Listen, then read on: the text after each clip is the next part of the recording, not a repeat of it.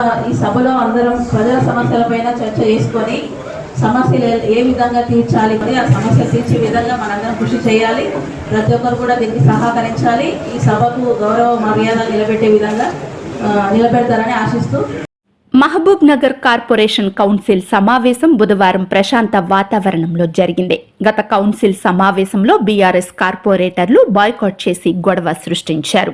బుధవారం జరిగిన సమావేశంలో మాత్రం అన్ని పార్టీలు సమస్యలపై చర్చిస్తూ సమావేశం సాఫీగా సాగేందుకు సహకరించాయి. కార్పొరేటర్లు అడిగిన పలు ప్రశ్నలకు మేయర్తో పాటు డిప్యూటీ మేయర్ సమాధానాలు ఇచ్చారు. ప్రజాప్రభుత్వం ఏర్పడిన తర్వాత ప్రజా సమస్యలకు అత్యంత ప్రాధాన్యతనిస్తూ కోట్ల రూపాయలతో అభివృద్ధి పనులను చేపడుతున్నామని మేయర్ మమత, డిప్యూటీ మేయర్ సురేందర్ రెడ్డి వివరించారు.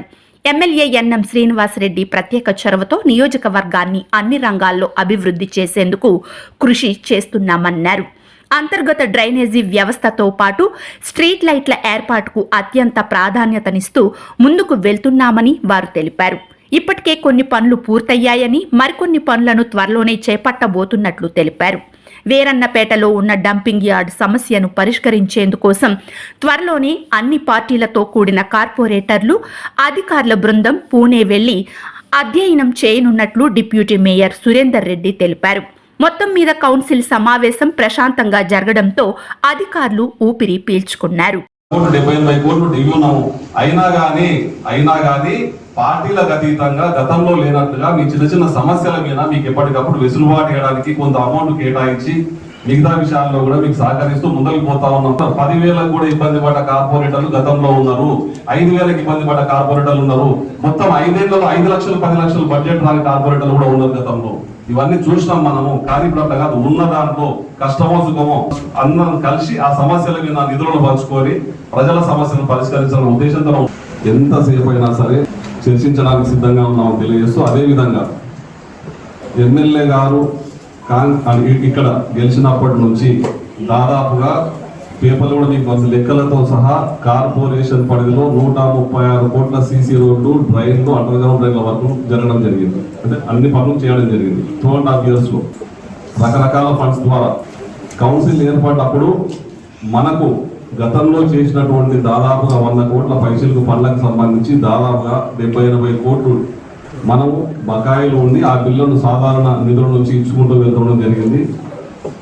అంటే గత కొద్ది కాలంలో, గత 10 సంవత్సరాల్లో ఎంత అభివృద్ధి జరిగిందో ఆ లెక్కలు, ఈ 2 ఏళ్లలో ఎంత అభివృద్ధి జరిగిందో ఆ లెక్కలు అన్ని కూడా కమిషనర్ గారి దగ్గర ఉండే ప్రతి ఒక్క పత్రాన్ని కూడా మీరు పరిశీలించవచ్చు. దాన్ని నేను వేరే రకంగా చెప్పడం లేదు, కానీ మీరు అవన్నీ దృష్టిలో పెట్టుకోవాలి. పార్టీలకు అతీతంగా ప్రతి వార్డులో 136 కోట్ల వరకు సీసీ రోడ్లు, డ్రైన్ల వరకు చేయడం జరిగిందని చెప్తా ఉన్నాం. ఎమ్మెల్యే గారు ఈ మధ్యకాలంలో కార్పొరేషన్ తేవడం ద్వారా, కార్పొరేషన్ అయిన తర్వాత దాదాపుగా 675 కోట్లకు ప్రపోజల్స్ పంపించడం జరిగింది మా అన్నాల్లో వివిధ రకాల డెవలప్మెంట్ పనులకు. అవి కూడా త్వరలో శాంక్షన్ రావడం జరుగుతుంది. ఆ ఫండ్ మనకు వస్తే ప్రతి వార్డులో కూడా రకరకాల ప్రపోజల్స్, దానిలో ఉన్న వర్క్లను బట్టి అన్ని వార్డులు కూడా అభివృద్ధిలో ముందుంటాయి. అదొక అంశం. డంపింగ్ యార్డ్ అనేది అతిపెద్ద సమస్య. గత 2005 నుంచి డంపింగ్ యార్డ్ ఒకటే దగ్గర చేస్తా ఉన్నారు. దాదాపుగా 15-20 సంవత్సరాలు, 20-25 సంవత్సరాలు అవుతా ఉంది. డంపింగ్ యార్డ్ లో ఒక ఏజెన్సీని పిలిపించి చెక్ చేపిస్తే 7 లక్షల మెట్రిక్ టన్నుల డంపింగ్ యార్డు అంతా జామ్ అయి ఉంది. ఇప్పుడు 7 లక్షల మెట్రిక్ టన్నులు అంటే ఇది ఇట్లే ఉంటే ఈ వాతావరణం కాదు కదా. ఇప్పుడు 4-5 వార్డులకు డంపింగ్ యార్డ్ పొగ కలుషితం చేస్తా ఉంది. మొత్తం 60 డివిజన్లను కూడా కలుషితం చేసే అవకాశం ఉంది అని చెప్పి నిపుణులు చెప్తా ఉన్నారు. ఏజెన్సీకి సంబంధించిన రిపోర్ట్ కూడా నా దగ్గర ఉంది. ప్రైవేట్ గా చేయించడం జరిగింది. దీన్ని తెలంగాణ మొత్తంలో కూడా డైలీ జీరో చేసే డంపింగ్ యార్డ్స్ ఎక్కడా లేవు, అన్ని ఎంక్వైరీ చేయడం జరిగింది. కానీ ఒక పూణేలో మాత్రమే డైలీ జీరో సిస్టమ్ లో డంపింగ్ యార్డ్ నడుస్తా ఉంది. ఈ ఏజెన్సీ ద్వారా తెలుసుకున్న అంశం, పూణేలో డైలీ జీరో చేస్తా ఉన్నారు. దానికి సంబంధించి మనం 60 మంది కార్పొరేటర్లను ఒక డేట్ ఫిక్స్ చేసుకొని 60 మంది ఒక బస్సు తీసుకొని పూణేకి పోయి ఆ డంపింగ్ యార్డ్ డైలీ జీరో ఎట్లయితుందో చూడాలని అందరి సలహా తీసుకొని చూసి రావాలనేది ఒక. దాంతో పాటుగా డంపింగ్ యార్డుకు సంబంధించి కలెక్టర్ గారు చిన్నదర్పల్లిలో ఒక 20 ఎకరాల ల్యాండ్ అలాట్ చేయడం జరిగింది.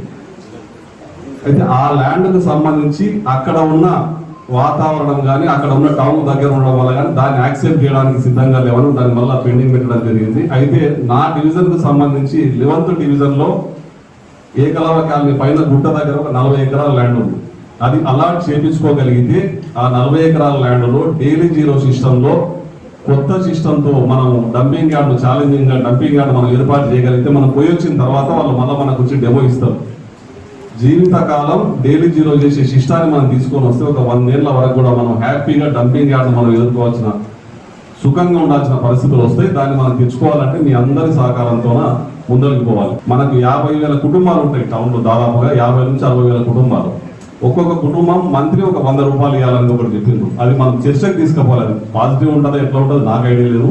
మిగతా ఫండ్స్ కొంత స్టేట్ గవర్నమెంట్ కొంత మున్సిపాలిటీ నుంచి మనం పెట్టుకుంటే డైలీ జీరో చేసి చూపిస్తాము. అన్ని ఎలక్ట్రిక్ వెహికల్స్ వాడతాము. కలెక్షన్ మొత్తం కూడా మేనేజ్ చేస్తాము. Hour to hour geo tag చేసి మానిటరింగ్ ఉంటుంది. ఏ ఇంట్లో మనకు ఏ వెహికల్స్ తిరుగుతూ ఉన్నాయి కూడా వాళ్ళ సిస్టంలో కనిపిస్తూ ఉంటుందని వాళ్ళు చెప్పిండ్రు.